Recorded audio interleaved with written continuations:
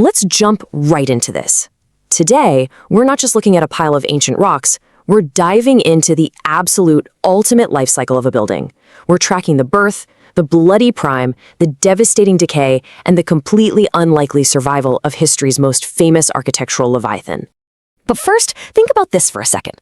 2,000 years of earthquakes and fires haven't even cracked the unbreakable dome of the Pantheon. You step inside that incredibly well-preserved temple, and you're looking at the flawless blueprint of the world's largest unreinforced concrete dome. It's practically perfect. So why does the Colosseum look like a half-eaten apple? Okay, let's dive into this. The mystery of that missing half actually involves a fatal geological flaw and, believe it or not, a centuries-long heist. Part 1. Born from the ashes.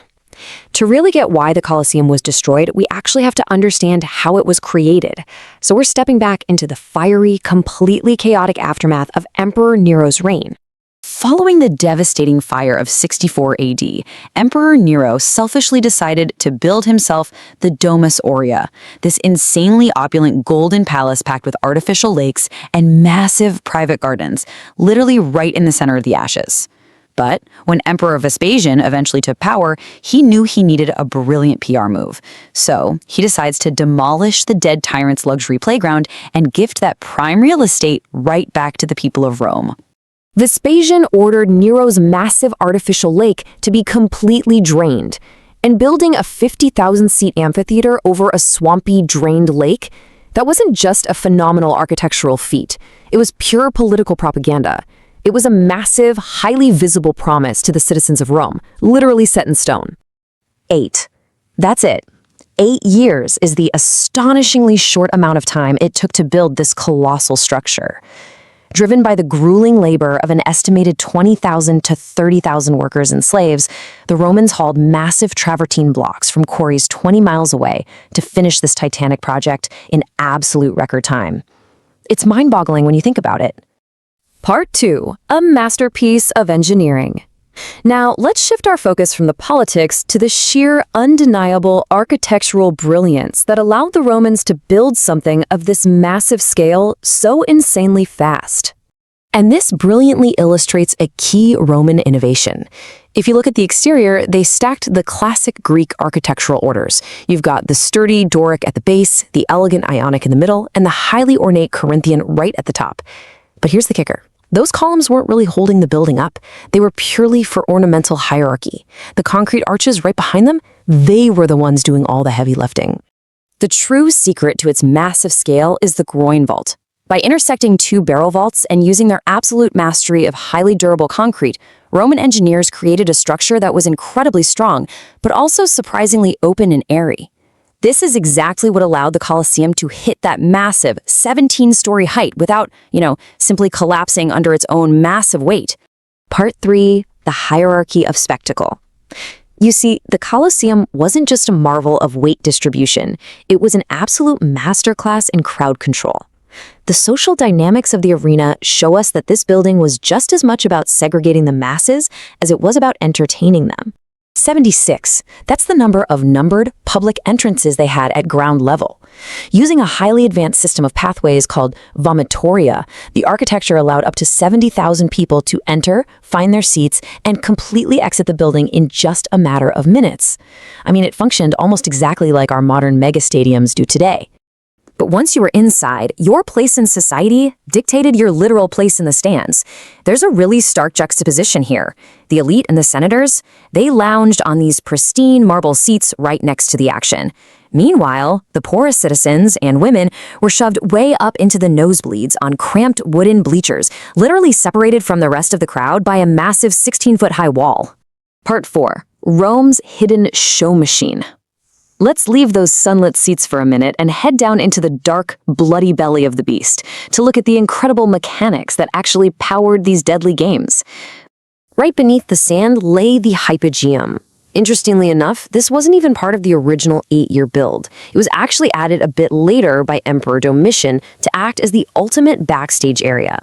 Basically, a massive 2-story subterranean labyrinth of staging areas, cages, and heavy machinery. Now, what's really fascinating here is the immense mechanical complexity happening completely out of sight. They had 28 individual lifts, massive wooden capstans turned by teams of 8 sweating men, and these complex, counterweighted trapdoors. This ingenious system allowed wild beasts and gladiators to seemingly just magically appear out of thin air, popping directly onto the arena floor. Just try to imagine being one of the hundreds of workers operating this machinery down there. It would have been an absolute assault on the senses. You're trapped in suffocating heat, practically deafened by the roar of exotic beasts and the loud creaking of heavy wooden winches, all while the thick scent of incense is constantly being pumped in just to mask the overwhelming smell of blood dripping from above. And speaking of heat, sitting out in those white stone bleachers during a brutal Roman summer would have literally been lethal without this, the velarium. This was a massive, incredibly complex, retractable awning, rigged up almost exactly like the sails of a ship.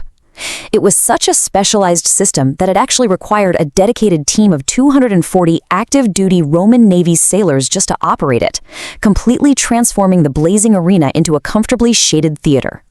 Part 5. The Missing Half. So we've seen it in its absolute prime. Now let's transition to the tragic decline of the building and finally solve that whodunit mystery of the missing half that we talked about at the very beginning of this explainer.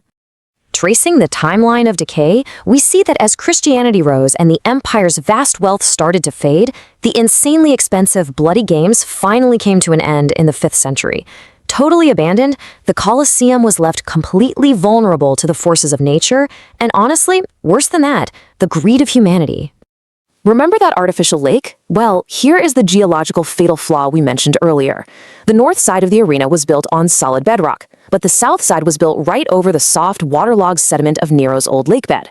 So, when a massive earthquake hit Rome in 1349, the bedrock held firm, but that soft lake bed vibrated violently, causing the entire southern half of the outer wall to just spectacularly collapse into rubble.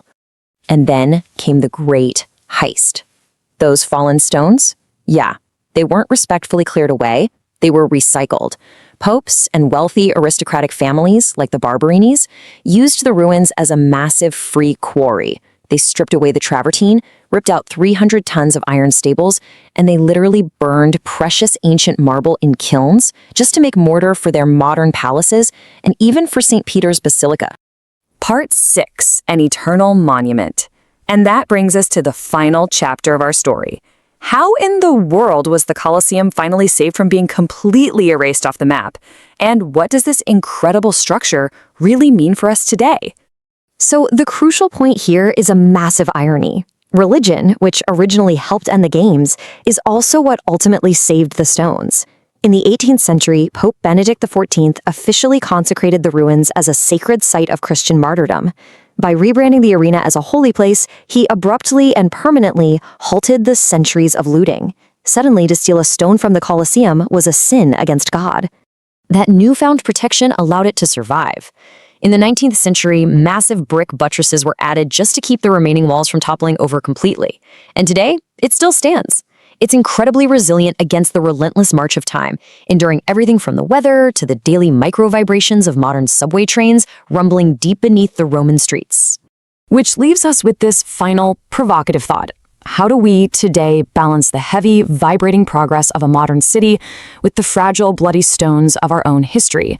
The Colosseum is this ultimate testament to human ingenuity, our capacity for cruelty, and sheer survival.